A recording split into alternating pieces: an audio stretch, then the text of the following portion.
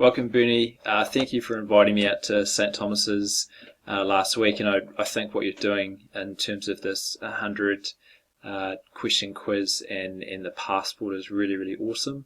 And I know that we had some questions around the integration of using the forms and hand this out to the students. So I've gone away and had a chat with Sam and got an Office 365 account, and I'll just run through some of the questions that we talked about, and we'll also discuss them in face-to-face, but these might be helpful if you wanted some answers quickly to them. So the first question we talked about was how to send the form to your students. So over here, if we just click on share, the setting that you'll be using is only people in my organisation can respond. This is because we'll be able to track the individual students' email addresses so that we're able to identify who in your class has responded and who hasn't. So there's a number of ways we can do this. As we talked about, you could send it as a link in terms of their class notebooks. You could put the quiz around the school or around your class so that students if they wanted to do it on their mobile devices. You can also embed the form into your classroom site, so it will come up as a whole page and they can scroll through and complete it there.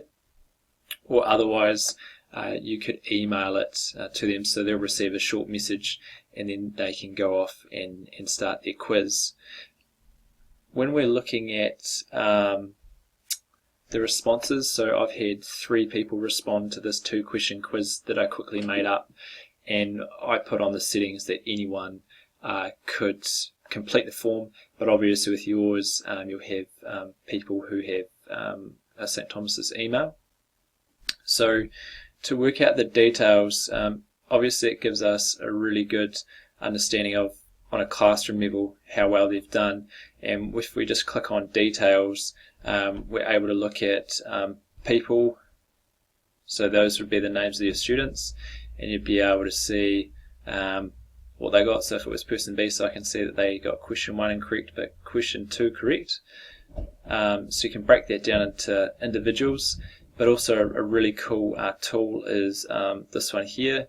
So if we click on open in Excel, what it does is that it comes up with a spreadsheet with the timestamp, when they completed it.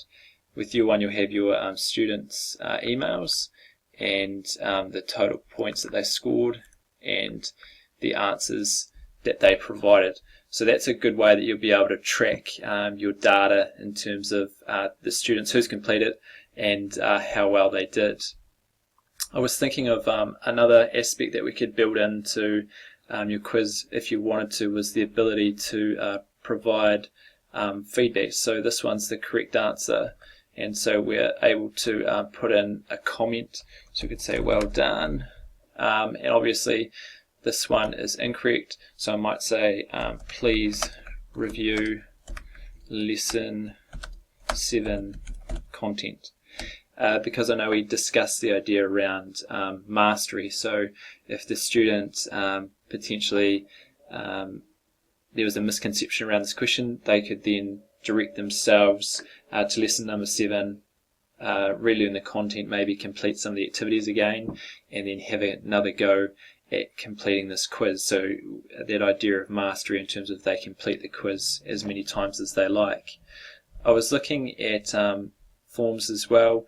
So if you have different class levels, you might decide to do this, is that we can make a copy of the quiz just by going up to that the 3 dots there and just pressing copy, and we might call this one Holy Spirit Quiz Year 9, and so we're able to do that. So hopefully this has been a good little tutorial around the quiz, just because I wanted to answer some of the questions, and we can continue to work on it. So thanks for watching.